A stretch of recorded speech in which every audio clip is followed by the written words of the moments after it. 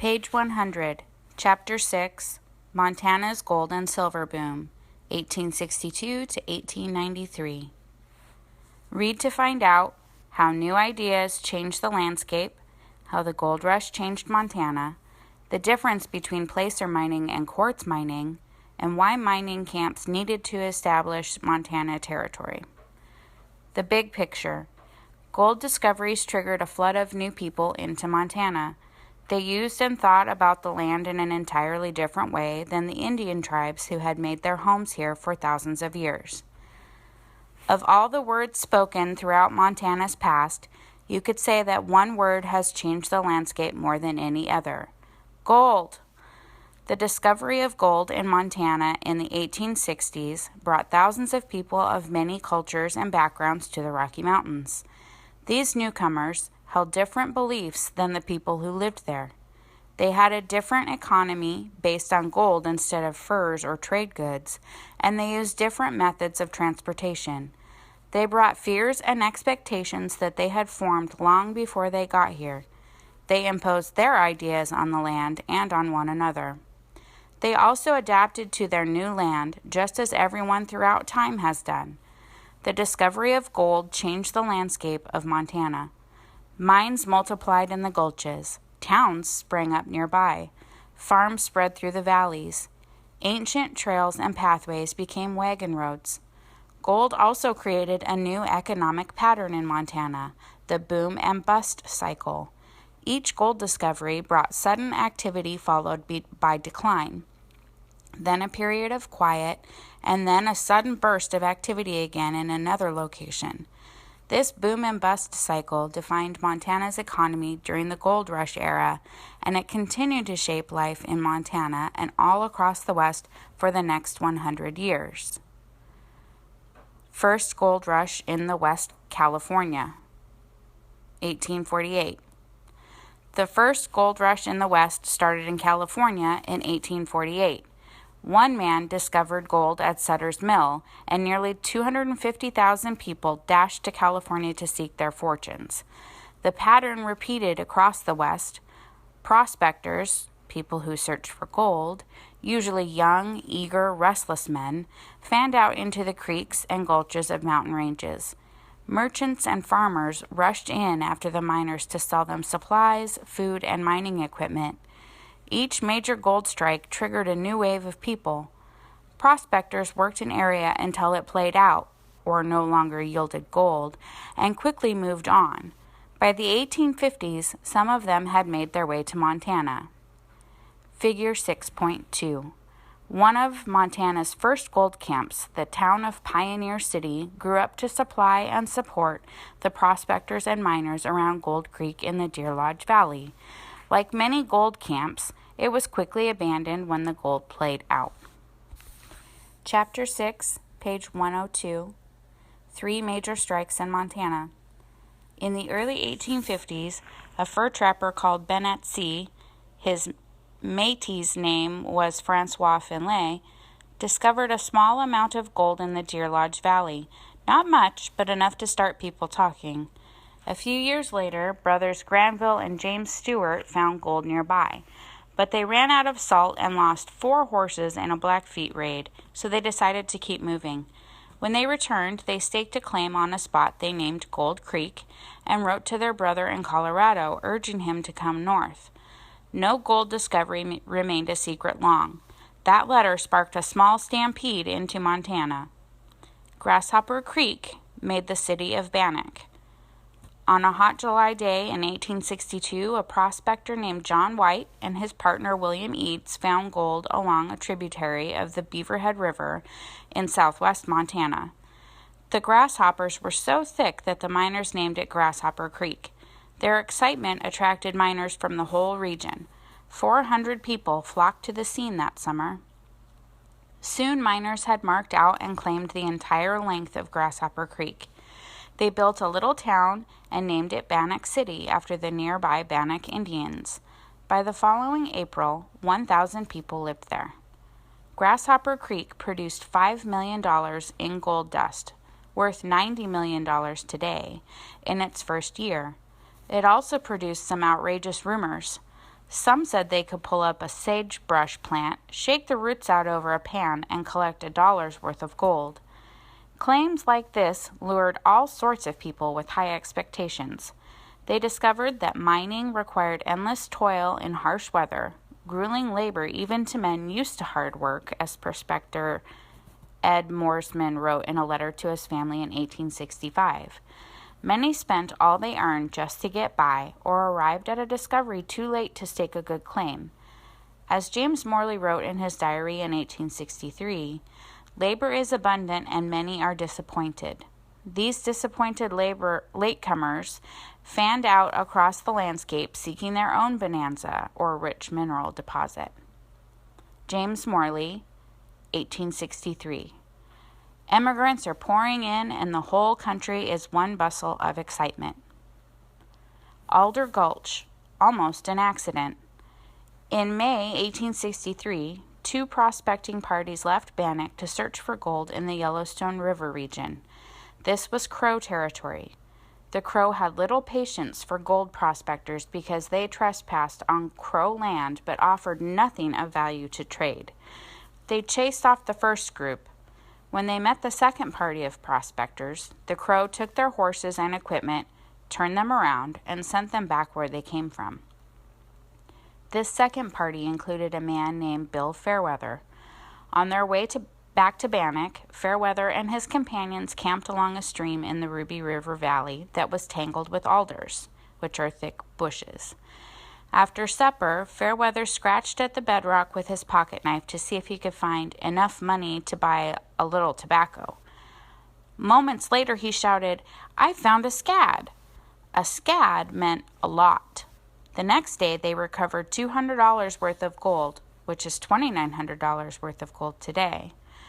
Within a few months, thousands of people flooded into Alder Gulch to take part in Montana's richest gold discovery. By the year's end, the gulch had become a string of towns 14 miles long called 14 Mile City. The biggest town was called Virginia City. Figure 6.3. By the end of the 1860s, Alder Gulch looked like this. Hydraulic mining had eroded the soil down to bare rock. Most of the trees were cut down, and wooden flumes or channels redirected the stream water to the mining operations. Last Chance Gulch, just about to give up. As always, as soon as Alder Gulch was fully staked with miners' claims, rumors began to fly about gold somewhere else. Among those who raced after such rumors were 4 men who later were called the 4 Georgians because they used a gold panning technique called the Georgian method.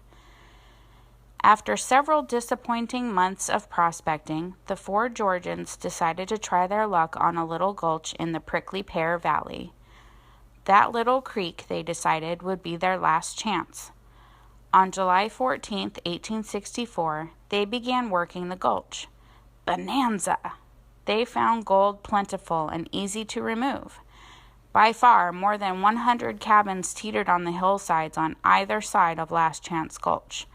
On October 30th, the community named their new town Helena. Over the next 4 years, Last Chance Gulch produced $19 million worth of gold, approximately $221 million in today's dollars. Figure 6.4. This is the gold pan that Bill Fairweather's partner, Henry Edgar, used to wash gold out of Alder Creek. A pick and a pan were the gold prospector's most important tools. Hard work and slim pickings. While prospecting for gold in frontier Montana may sound exciting, placer mining, which is separating loose gold and nuggets from dirt, sand, and gravel in a creek bed, actually required many hours of back-breaking work. Men moved huge piles of dirt, sand, and gravel by the blister-making shovelful. On cold days, they frostbit their toes and froze their fingers in the icy streams. On hot days, they sweated through attacks of mosquitoes and deer flies.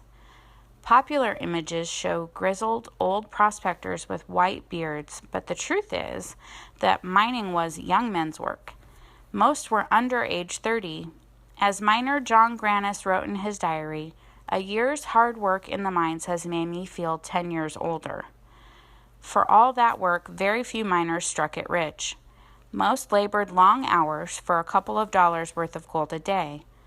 As 8-year-old Homer Thomas wrote to his grandmother in 1864, "There is plenty of gold, but it is hard to get hold of it." Miner Abram H. Voorhees wrote back to his hometown newspaper, "The expenses, toil, and privations, hardships, incident to a trip to the mining region are not justified by the real condition of things here." He went on to say that not one miner of 1,000 gets rich. Figure 6.5. Many miners, like Walter Corwin, pictured here, sent photographs home to their families.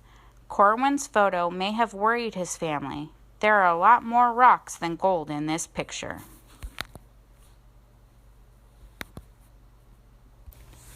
Chapter 6, page 104. Immigrants flood in.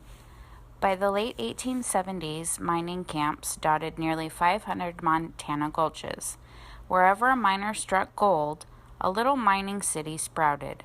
Some of these cities died almost as quickly, too, as people rushed off to another discovery. No other strike ever became as well known as Bannock, Alder Creek, or Last Chance Gulch. But together, all the gold strikes changed Montana history. They kept bringing people into Montana. People spread out in towns, camps, and on farms across the landscape. After the gold rush years, Montana was no longer the homeland of American Indian tribes alone. Within 4 years, 1862 to 1866, Montana's placer mines produced more than $90 million in gold, equal to approximately $1.1 billion today. Figure 6.6 is a map that details the major gold rush towns and trails.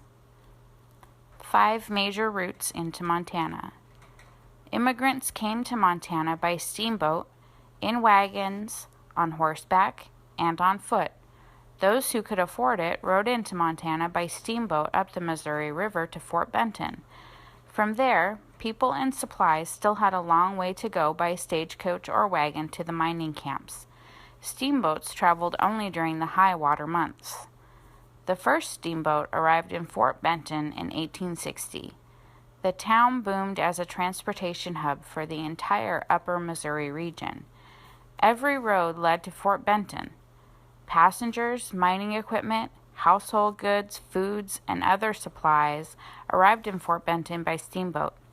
Freight wagons and stagecoaches met the people and supplies and funneled them in every direction. Then the boats headed back downstream for St. Louis, loaded with bison hides, furs, gold, and travelers returning east. Serena Washburn, recounting her voyage up the Missouri River aboard the steamship Lacon. River travel was not always easy. July 16, 1869. We rushed out on deck. The boat trembled like a leaf suddenly struck. Then with a gurgle sank to the bottom of the river and turned partly on its side. Our provisions are almost gone. Our Nabe piano and household goods are all in the water. The 4 major overland routes were cheaper than traveling by steamboat, but more difficult. The overland roads follow traditional pathways that native people had been using for thousands of years. From the west, miners and supplies coming from other gold rushes traveled the Mullen Road, a 624-mile dirt track from Walla Walla, Washington, through the Deer Lodge Valley to Fort Benton. Up from the south, people followed the Corinne Road, connecting Corinne, Utah, with Virginia City. So many wagon trains traveled this route that, according to the Jesuit missionary Father Pierre-Jean de Smet, not a blade of grass can shoot up on account of the continual passing. Some people used the Bozeman Trail, a shortcut that branched off from the Oregon Trail at Fort Laramie, Wyoming, and ran north and west, right through Crow and Sioux territory. Sioux objections to the trail soon escalated into war. See Chapter 7. Across the Dakotas from the east came the northern overland route. It followed ancient trails across present-day North Dakota and entered Montana near Fort Union and the Missouri River. Figure 6.7. Before railroads, steamboats were the best way to get heavy equipment to Montana.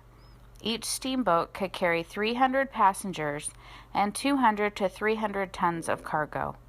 Steamboats turned the town of Fort Benton into a bustling business center and transportation hub for the entire region. Figure 6.8. Steamboats traveled at about the speed of a brisk walk. The 2,300 miles from St. Louis to Fort Benton took almost 2 months. Low water, shifting sandbars, and even crossing herds of bison delayed steamboats.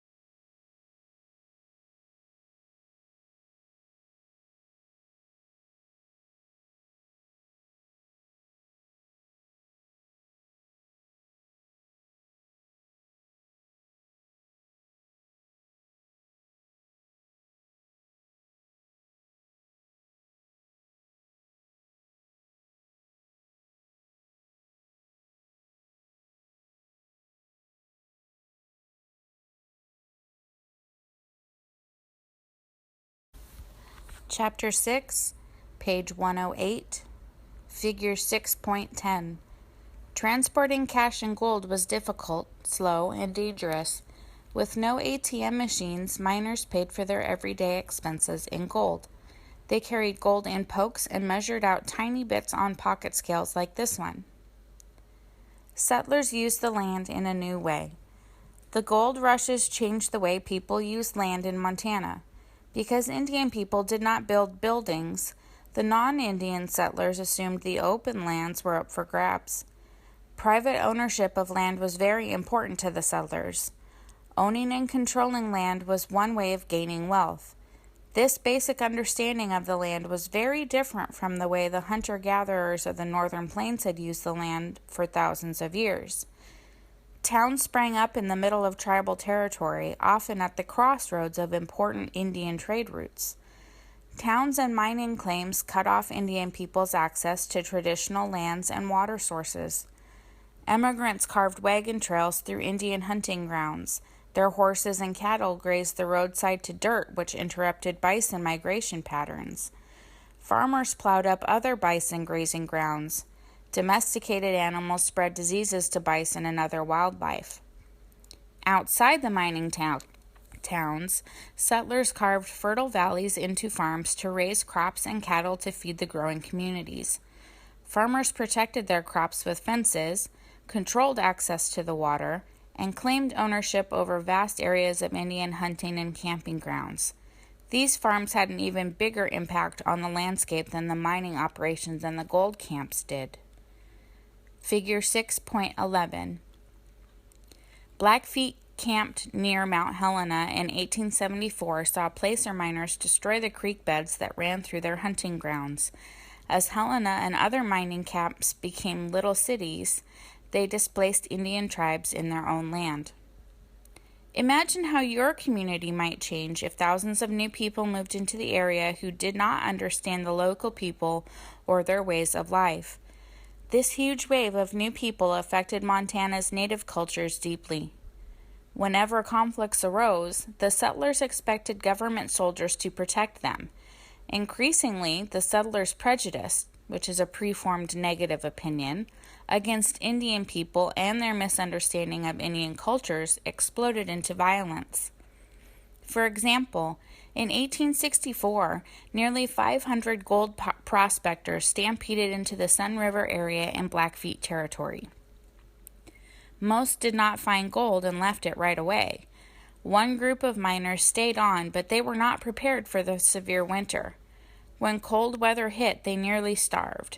A Piegan Blackfeet chief named Little Dog took pity on them and shared antelope meat with the miners. Despite the help they had received, several of the miners killed 4 men of Little Dog's band. After that, Blackfeet military groups chased off gold seekers who trespassed on their lands. Settlers also adapted to the land. When the settlers arrived here, they adjusted to their new circumstances. They built houses from whatever was available, usually logs. For roofing, they lined up poles made from small trees and topped them with layers of dirt and sod. In the first few years, there were no banks. People used gold itself as money. In 1865, an ounce of gold dust was valued at $18, about $230 today. Miners carried their gold in pokes, which were little buckskin sacks. Every business had a little scale for weighing the dust. People also adjusted their ideas to fit their new circumstances. For example, merchants opened their stores on Sundays, something they never would have done back home, where Sundays were saved for church. But miners worked every other day of the week, and most only came into town on Sundays. Children were quickest to adapt to their new land. They did not carry their parents' attachments to homes far away.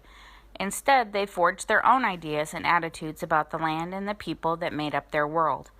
They also enjoyed more freedom than they would have had in more established towns. Figure 6.12. Far from home and lonely for their families, miners often indulged children, like this little girl pictured here, surrounded by a crew of miners working for the Bluebird Mine in Jefferson County, Montana. A blend of many cultures. The landscape of Montana during the Gold Rush era echoed with languages of every kind. In addition to Indian tribes who spoke many languages, there were French, Métis, Spanish, Canadian, American, and Mexican people involved in the fur trade. The gold camps attracted Chinese, German, Dutch, British, and Irish people. The accents of the Southern Confederate and the Northern Yankee echoed here too, as people displaced by the Civil War streamed into Montana to build a new life. Many Jewish people came west to the gold fields, mostly as merchants. African Americans flooded west too. Some were freed slaves, some were northern free blacks seeking new opportunities. An African American woman, Sarah Bickford, later ran Virginia City's water utility. One important group who added to the story of Montana was the Chinese community. In 1870, nearly 2,000 Chinese people, mostly men, lived in Montana's mining camps, making up about 10% of the total non-Indian population. Yet their story is so seldom told that they are often called the forgotten pioneers of Montana. Mary Ronan, who moved to Alder Gulch with her family in 1863, Virginia City, an 11-year-old, remembers. Almost every evening the miners cleaned their sluice boxes with a tin contrivance called a scraper. Much fine gold was left in the cracks of the boxes and around the edges. Often, after the miners had gone into their cabins for supper, Carrie Crane and I would take our little blowers and the hairbrushes, which we kept for the purpose, and gather up the fine gold. We took it home, dried it in the oven, and blew the black sand from it. Sometimes we would find that our gold dust weighed to the amount of $1 or more. Once I bought my father a present of a shirt which cost $2.50 in gold dust, the only kind of money that I ever saw in Virginia City. Wiley Davis, who grew up in Virginia City, remembering the Chinese in Virginia City. Moisey was our age, 12 or something like that. We got her to sing for us one time, and we wanted her to sing in Chinese. She finally said she would, and we got busy. There was a vacant building east of the old Madison House. It is gone now. We got cordwood, sticks, and planks and made seats around, and we sold tickets for 10 cents apiece to hear Moisey sing. We thought, of course, that she was going to sing in Chinese. Well, when she got us there and started out, we picked the song The Bird in the Gilded Cage. She sang it loud and clear, but it wasn't in Chinese. I tell you, we didn't hear the last of that. Chinese settlers bought claims that other miners considered worked out and recovered the gold that was left. Others ran restaurants, pharmacies, boarding houses, stores, and laundries. They often sold fresh produce from their gardens, and some were doctors. Most of Montana's Chinese immigrants came from a poverty-stricken region of China. They came hoping to make their fortunes in the West and return home. Some did return home. Others stayed and raised families and continued to help shape Montana's cities and towns for many decades.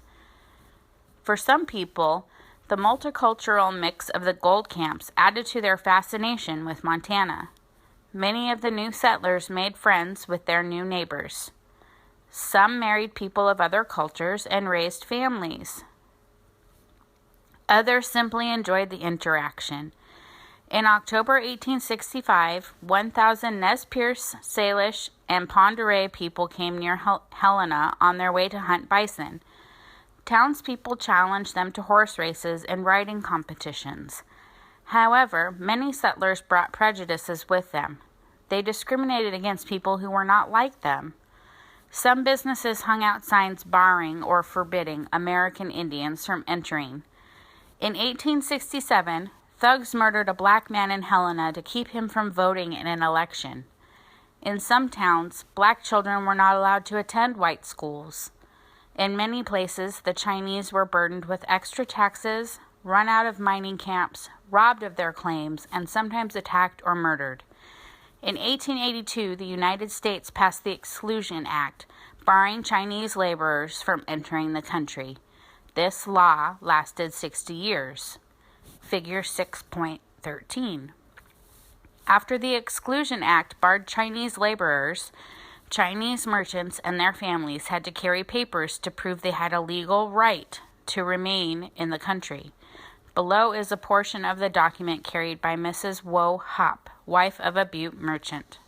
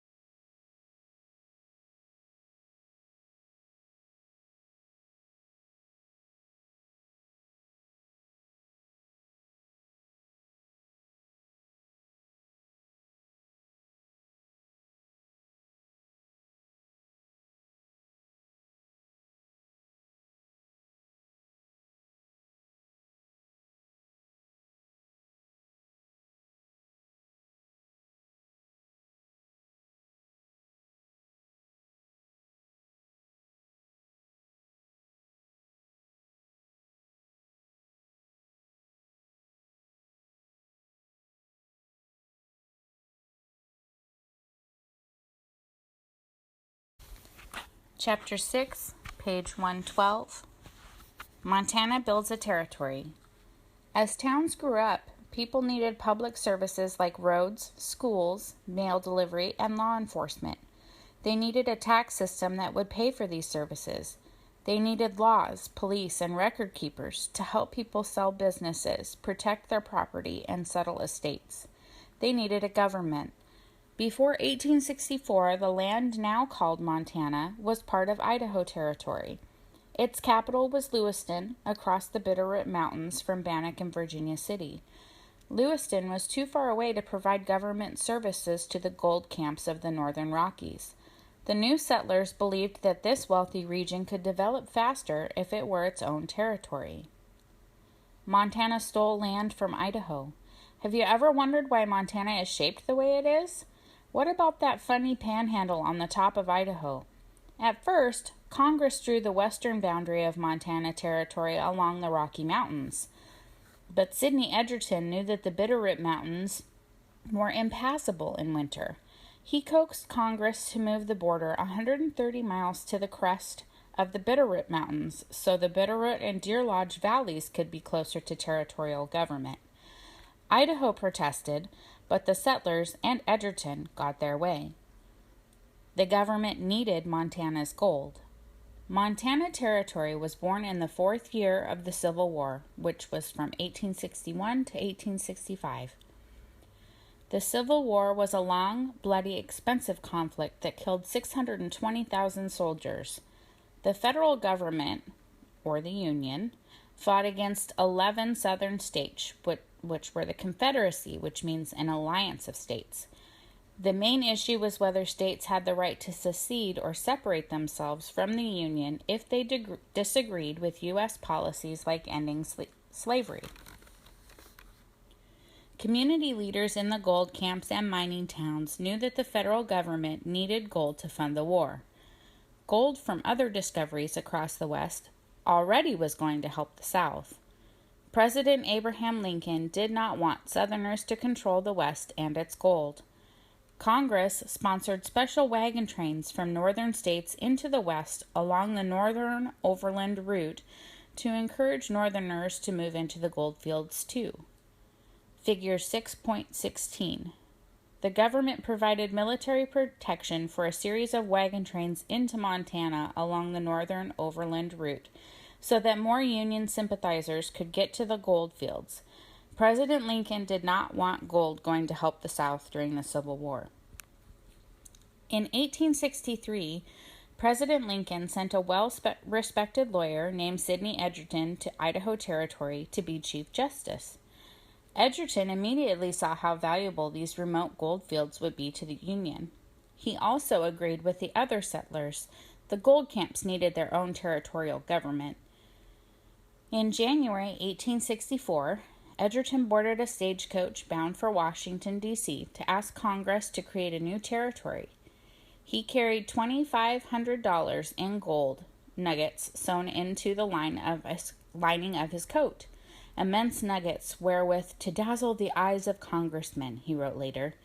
He knew that dazzling congressmen with gold would convince them to create a new territory in the gold fields. On May 26, 1864, Congress passed the Organic Act, the law that created the Montana Territory. President Lincoln immediately appointed Sidney Edgerton the first governor of Montana Territory. Montana got its name from an Ohio congressman who liked it because it came from a Latin or Spanish word meaning mountainous country. He may not have known that the Spanish already called this region Montana Relucientes, a Spanish translation of what some American Indians called the Rocky Mountains, Shining Mountains. Figure 6.17. One thing the new territorial government did was to create counties, which recorded miners' claims with certificates like this one, issued to Hank Palmer on September 2, 1865, in Beaverhead County.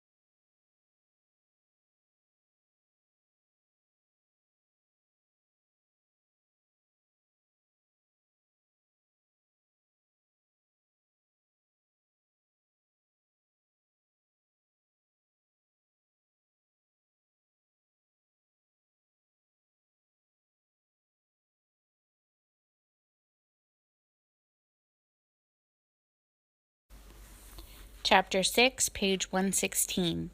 Gold led to silver. By the early 1870s, most of the loose, relatively easy to get gold in the steam beds was gone. Miners knew that rich veins or layers of gold lay deep within the cliffs and rocks of mountainside. Getting at that gold would require a different method of mining altogether. How would you get gold out of a rock mountain? Gold and silver lie in veins that are embedded or set solidly in the surrounding rock. Usually the rock around gold is quartz, so recovering the gold from the rock is called quartz mining or hard rock mining. Quartz mining required large, expensive equipment that was difficult to transport and required many workers to operate. Placer mining could be done by individuals, but only big businesses could tackle quartz mining.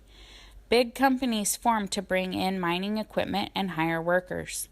The miners dug deep shafts and tunnels into hillsides. They dug ore, which is rock containing precious metals, from inside the shafts and sent the ore out in buckets or carts pulled by mules. These loads of ore went to a stamp mill or dry crushing mill, which usually stood near the mine. The stamp mill was a huge rock crusher that turned cabbage-sized rocks into fine sand. At first, stamp mills only crushed the rock so it could be shipped to other places for refining, which means separating precious metal from rock. Later, mine workers washed the crushed rock with chemicals to refine it further before shipping out the gold ore. Some stamp mills also yielded other precious metals like silver, copper, and zinc that appeared in the same rock as the gold. To early gold miners, those other metals were a nuisance, but later they became even more important than gold. The problems of transportation plagued the quartz miners. In 1864, a mine owner named Turnley bought a 10-stamp quartz mill and tried to ship it to Grizzly Gulch near Helena. The first train it was on was burned by robbers. The wrecked mill was repaired and shipped by steamboat to Fort Benton, but the steamboat broke a shaft. The crew finally unloaded the mill at Cow Island, 120 miles downstream from Fort Benton. Then Turnley had to hire a freight train to haul the stamp mill in pieces to Grizzly Gulch, where it arrived a year and a half after Turnley bought it, costing more in freight than the mill had cost to purchase. Quartz miners, merchants, and most travelers could not wait until railroads came to Montana. Figure 6.19. Stamp mills, like the one shown below, were large machines that lifted heavy steel blocks and dropped them onto the ore to crush it. The crushed ore was then passed through screens to settling vats, where it was washed with chemicals to isolate the precious metals. Each stamp weighed between 500 and 750 pounds, the most a pack animal could carry. Butte and the Silver Boom. In the 1870s, Butte's placer gold mines began to dry up. Miners deserted the camps for richer grounds. By 1874, so many claims had been abandoned in the West that Congress passed a law requiring miners to perform a certain amount of work on their claims before January 1st, 1875, or lose them. Many just let their claims expire. Not Bill Farland. On New Year's Eve, 1874, the day before the deadline, Farland went back to one of his old claims near Butte. Here he had found a quartz rock bearing silver, gold, and copper nearly 10 years before. When Farland sank the first shafts into the hillside, he struck a silver vein that was rich beyond belief. Dying as a gold camp, Butte sprang to life again as a silver camp. Miners scrambled to attract investors to help them build new mines. Workers from around the world flocked to Butte. Railroad companies started competing to lay the first track into Montana. Other silver mining towns sprang up: Granite, Castle, Phillipsburg, Elkhorn, Glendale, Nyhart, and Hecla. In 1876, the United States Mint began buying Montana's silver to mint or make into coins. Across America, coins made from Montana silver jingled in people's pockets. By 1880, Montana was producing more silver than gold. Then, in 1880, the first railroad entered Montana Territory, the Utah and Northern Railroad. See Chapter 9. The Great Northern and the Northern Pacific came by different routes a few years later. Once railroads arrived, mining companies could bring in heavy equipment. They could ship ore and other raw materials back to eastern markets far more quickly. Large-scale quartz mining developed in Montana only after the railroads came. Boom to bust. The pattern continues. Silver mining repeated the same boom and bust cycle that began with placer gold mining. Silver discoveries created a sudden burst of economic activity and triggered a new flood of immigrants into Montana. But the boom lasted less than 15 years. In 1893, the government canceled its silver contracts and the silver market collapsed. Overnight, silver mines across the West closed. Many of Montana's silver mining towns were abandoned as people fled to find new jobs. People left furniture behind, curtains in the windows, and children's toys in the yard. Granite, the town that might never have been. Charles McClure, a foreman at the Hope Mine at Phillipsburg, just knew that an outcropping of rock on nearby Granite Mountain would contain silver. He gathered together some St. Louis investors and began exploring the mountain. The investors quickly lost interest, and they cabled McClure to stop operations at the new mine. The telegram took a while to reach him. As he read it, a new shift had just begun setting up for work. McClure watched them set up and blow the last shot of powder. The fuse lighted, the last shot fired, and a shower of silver ore rained down on the muckers' planks. In one blast, Charles McClure became one of the richest miners of his time. Granite Mountain produced more than $50 million in silver. Just a few years later, silver prices rebounded. Some of Montana's silver mines sprang to life again. Ghost towns once again became bustling communities. The lives of mining towns always relied on prices and conditions determined far away.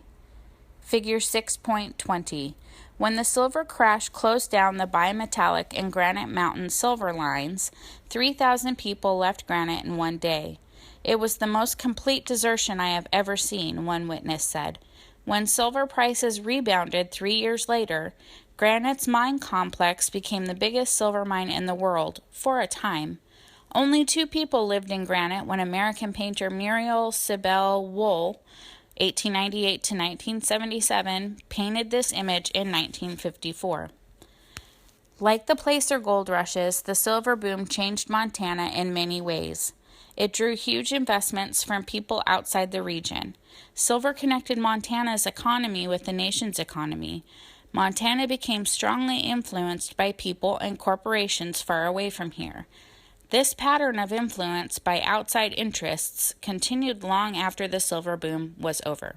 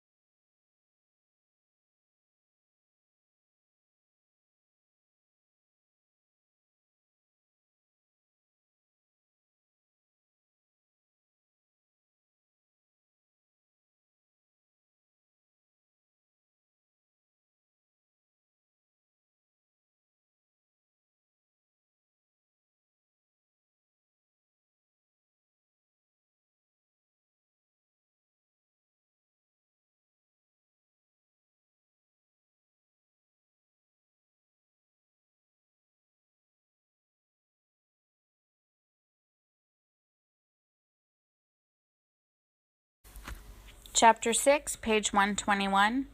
Chapter 6, review. Check for understanding. Number 1. Locate A.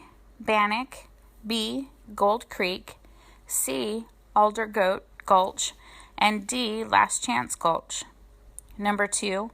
Identify A. John White, B. Bennett C., C. Bill Fairweather, D. Henry Plummer, E. Bill Farland, F. Charles McClure, and G. Sidney Edgerton. Number 3. Define A. Boom and bust cycle, B. Placer mining, C. Hydraulic mining, D. Quartz mining, E. Vigilantes, and F. Assayer. Number 4. What were the 3 major gold strikes in Montana in the mid-1860s? Number 5. What were the 4 overland routes into Montana? Why did people use them instead of taking the steamboat up the Missouri River? Number 6. Describe a mining town. What kinds of people lived there and what kinds of jobs did they have? Number 7. Why were vigilance committees formed? Number 8. Why did President Abraham Lincoln want to control the West and its gold? Number 9. Why did the main methods of mining change in the early 1870s? Critical thinking. Number 1. Compare the people who came to Montana for fur trapping and trading to those who came in search of gold. How did fur traders and Indians view land use compared to miners?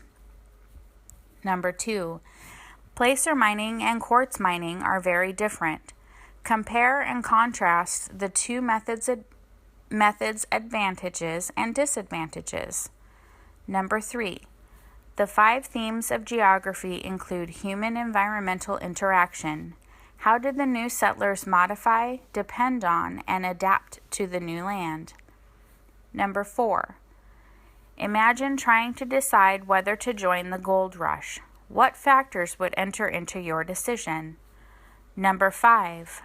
The miners and settlers who came to Montana were less likely to cooperate with Indians than the fur trappers were. What differences in their circumstances and expectations might explain this fact? Number 6.